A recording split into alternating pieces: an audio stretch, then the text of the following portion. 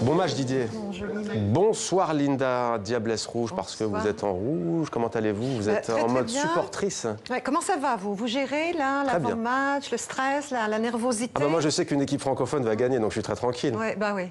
Bah moi aussi, totalement zen. Hein. France-Belgique pour moi, c'est pareil. Hein. C'est la francophonie, puis à TV5 Monde, on ne peut pas choisir. Les deux pays nous donnent de l'argent, donc on ne va pas se fâcher avec l'un ou l'autre, hein, surtout en ce moment. Non, puis en plus, moi je suis pas très foot, hein, vous le savez, je vous l'ai déjà dit. Puis je comprends pas les gens qui regardent jamais un match de leur vie et puis qui d'un coup, lors du mondial, se découvrent une passion soudaine pour le ballon. Mais enfin, chacun fait ce qu'il veut. Hein. Bref, pour la paix des peuples et pour le bon déroulement de la rencontre, je vous ai concocté un petit lexique, parce que je ne sais pas si vous le saviez, Mohamed, mais les Belges ont leur propre vocabulaire footballistique. Hein. On appelle ça les belgicismes. Ah. Un belgicisme, c'est du français imprégné des autres langues parlées en Belgique. Hein. Vous savez qu'il y a 3 langues officielles en Belgique, le français, le néerlandais, l'allemand, qu'on oublie souvent.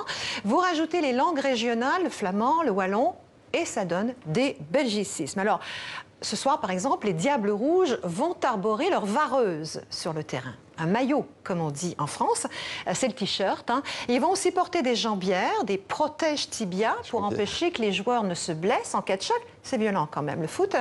Alors, la demi-finale, c'est sérieux. On ne va pas jouer comme des clettes ce soir, c'est-à-dire comme des pieds ou comme des nuls. On risquerait de frapper la latte, la barre transversale du but ou encore le piquet, le poteau, ce qui pourrait quand même éviter au keeper, le gardien, de détourner un shot, un tir. Alors là, je fais une parenthèse, Mohamed, parce que shot et keeper, ce ne sont pas des belgicismes, ce sont des mots anglais.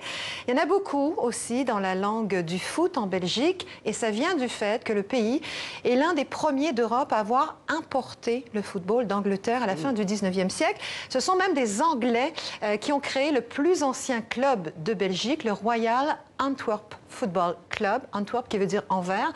C'était en 1880. Mais là, je m'égare, je reviens à mes belgicismes avec cette expression savoureuse, le centre banane. Vous savez ce que c'est, Mohamed, qu'un centre banane? Eh bien, faire un centre banane, c'est réaliser un centre enroulé.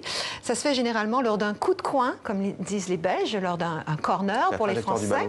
Voilà. Les Français ont aussi leur mot anglais, vous le voyez, corner, corner.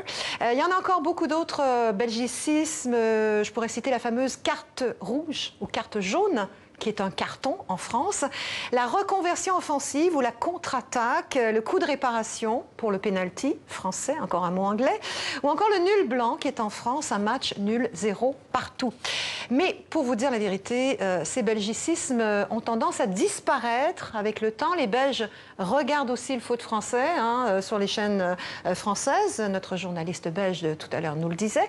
Et petit à petit, les Belges s'approprient les expressions entendues. Mais je parle, je regarde l'heure. Là, plus que 70 minutes avant le match.